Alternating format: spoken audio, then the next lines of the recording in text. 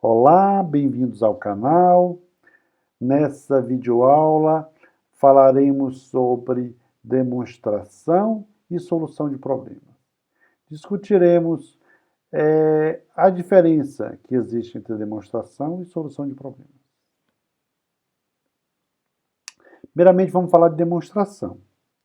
Uma demonstração ou prova é um argumento válido que mostra a veracidade de uma sentença matemática. Por exemplo, o enunciado de um teorema, de uma proposição. As demonstrações são estruturadas como um texto composto por uma sequência de afirmações. Cada afirmação é consequência das afirmações anteriores e das hipóteses da proposição em discussão. A última afirmação estabelece a verdade da proposição que está sendo demonstrada. A demonstração nos dá um entendimento mais profundo do problema, o qual pode nos ajudar a resolver problemas mais difíceis no futuro. Daí a importância da gente se ater nas demonstrações, estudar as demonstrações e procurar fazer demonstrações. Agora, a solução de problemas. Resolver um problema significa deduzir uma resposta. Não simplesmente dar uma resposta, ok? Não simplesmente apresentar a resposta. Você tem que também apresentar uma solução. Apresentar uma solução significa explicar a solução de maneira clara e lógica, partindo das hipóteses, apresentando todos os passos e finalizando com uma conclusão. Resposta a um problema é uma sentença matemática, ok? Então, a solução de um problema é uma demonstração da resposta. O que eu estou querendo dizer aqui para você é que esse texto aqui que eu coloquei de apresentar a solução, eu só estou explicando o que é uma demonstração com outras palavras. Um exemplo. Problema 1. Quantos números primos existem? Okay? Teorema 1. Existem infinitos números primos. Então, a resposta para o problema 1 é o enunciado do teorema 1. E a solução do problema 1 é a prova do teorema 1. Okay? Então, o que eu estou querendo dizer para você é que demonstração e solução de problema, apresentar a solução de problema, é exatamente a mesma coisa. Não tem diferença. Então, quando você está resolvendo um problema de uma lista de exercício, você sempre, na hora de você apresentar a sua solução, você sempre está fazendo uma demonstração de alguma sentença matemática que responde ao seu problema, ok? Agora vamos para a demonstração do teorema 1 ou solução do problema 1, que é exatamente a mesma coisa. Suponha que a afirmação não é verdadeira. Vamos fazer uma prova por contradição. Ou seja, existe uma quantidade finita de números primos. Então vamos listar todos esses números primos. Digamos P1 até Pk. Ou seja, estamos supondo que tem K números primos, K finito.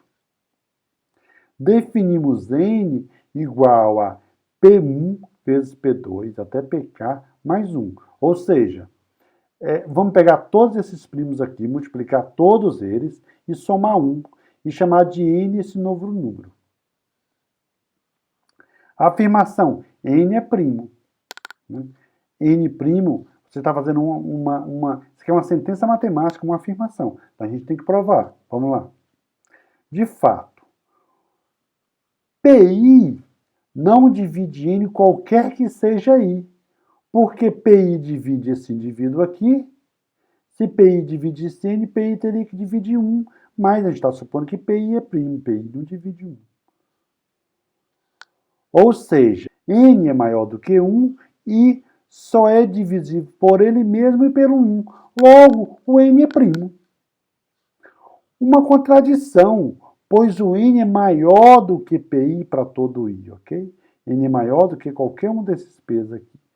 Assim, nossa premissa inicial é falsa, portanto, há infinitos números primos. Ou seja, resolvemos o problema 1, ou a mesma coisa, apresentamos uma demonstração do teorema 1. Okay? Vamos para o problema 2. João tem 101 moedas. 50 são falsas e diferem das autênticas em peso por 1 grama.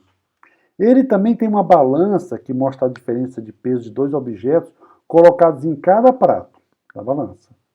Ele escolhe uma moeda e quer descobrir se ela é falsa. Ele pode fazer isso com apenas uma pesagem? Essa aqui é a pergunta que eu faço. Ou seja, o problema que a gente tem que resolver. Solução: sim, ele pode.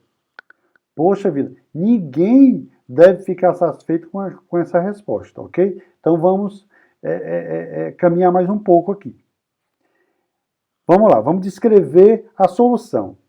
Ele pega 100 moedas, as 100 moedas que restaram, divide em 2 grupos de 50 cada e coloca cada um desses grupos de 50 num prato da balança. A afirmação: se a moeda é autêntica, então a diferença entre os pesos é par. Se a moeda é falsa, então a diferença é ímpar. Essa afirmação aqui justifica essa resposta que a gente deu aqui, ok? Mas a gente precisa provar essa afirmação para a solução do problema 2 ser completa, porque ela não é uma afirmação óbvia, ok? De maneira nenhuma. Prova da afirmação. Denotemos por M o peso de uma moeda autêntica. Okay? Vamos fixar aí o peso de uma moeda autêntica. M. Todas as autênticas têm o mesmo peso, obviamente. Assim, o peso de uma moeda falsa é M menos 1 ou M mais 1. Ok? Denote por M1, M2, M50 e M1, M51 até M100 os pesos das moedas no primeiro e no segundo prato, respectivamente. Okay? O que a gente quer saber é essa diferença aqui. A gente quer estudar essa diferença aqui. Ok? O peso das moedas no primeiro prato menos o peso das moedas no segundo prato. Observe que esse peso aqui, esse número aqui não vai se alterar se a gente diminuir M em cada valor desse aqui, no primeiro prato, M-1 até M50 menos M. Depois, como tem um menos aqui, na verdade a gente está somando mais 50 M's aqui, ó. Então fica M51 menos M, lembrando que tem esse menos aqui, então é mais aqui, etc. Okay? Então você colocou esse M aqui, tirou ele aqui. Colocou esse M aqui, tirou ele aqui. De forma que esse número aqui, ele é exatamente igual a esse. Essa diferença. Agora, com uma diferença. Se uma moeda é verdadeira, o peso dela é M.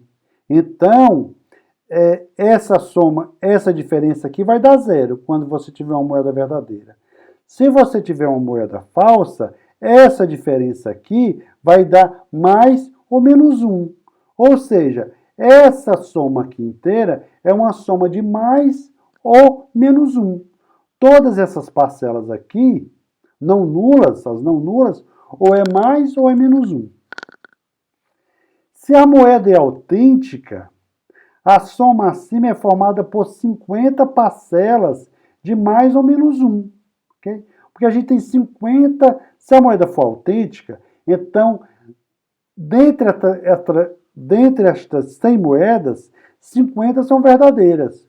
Portanto, aqui a gente vai ter 50 moedas verdadeiras, então você vai ter nessa parcela aqui 50 parcelas nulas. As outras 50 parcelas vão ser formadas por mais ou menos 1. Se você somar 50 parcelas de mais ou menos 1, você vai obter um número par. Agora, se a moeda é falsa, então, dentre essas 100 moedas aqui, existem 51 verdadeiras. Portanto, essa soma aqui tem 51 parcelas nulas. E as outras 49 formadas de mais ou menos 1. Se você somar 49 parcelas de mais ou menos 1, você vai obter um número ímpar, ok? Então, se a moeda é falsa, a diferença é ímpar. Se a moeda é autêntica, a diferença é par. Portanto, a afirmação está provada e, portanto, a gente tem a solução do nosso problema, ok? Como sempre, a gente tem aqui a nossa lista de problemas e todos esses problemas vocês vão resolver usando o que a gente chama de paridade, ok? O número é par, o número é ímpar e você, usando esse conceito, você vai resolver esses problemas aí. Obrigado e até a próxima aula.